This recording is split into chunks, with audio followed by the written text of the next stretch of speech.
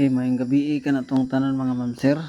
So, nanangutana mga ma'am sir ba sa kuha kung unsa day gisulti sa doktor sa kuha ang kalagayan. So, ano ni mga ma'am sir? Katong na Jessica Soho ko sa una mga ma'am sir. Gidala ko nila sa private na ospital dayon ang ingon sa doktor sa kuha na dili daw pwede operahan dayon na sila gihatag na ko nga tambal sa kuha pero dili gyud katong tambal nga makapakupos ako ang sakit sa kuang tiil kung dili pugong-pugong ra nga di ano daw mo sa dili daw mosaka sa kuang tibok lawas. So kung operahan po daw mas mulala daw og samot kay sa panahon daw pag maoperahan dahil sa panahon kung mobalik daw og dako akong tiil nya kuhaan naman akong tiil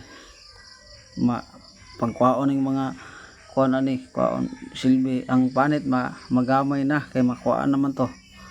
So pag mobalik daw og dako akong tiil mga ma'am sir mulala daw kay mainat man tong operahan. So basig mo buto daw dayon ana siya nga dili na lang gyud daw operahan anang doktor. So wala daw pag-asa ana ang doktor sa kuha wala na daw pag-asa nga maayo ni kay kung naibaw-an pag gidunta ni sa una dapat na imna na to na og tambal nga wala pa ni hubag niya kay naibaw-an ako ni mga ma'am sir wala man ko gibati ani kay pag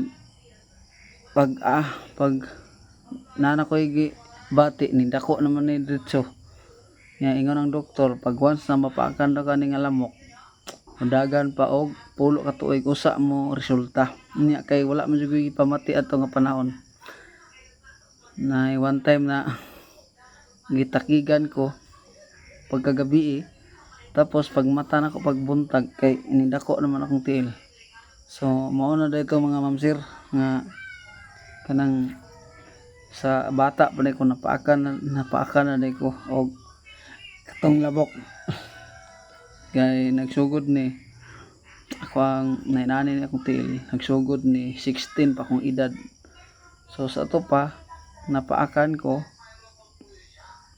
size pa akong edad kay ana og mapaakan na kani nga klase nga lamok mukabat pa daog pulo ka tuig usa mo resulta.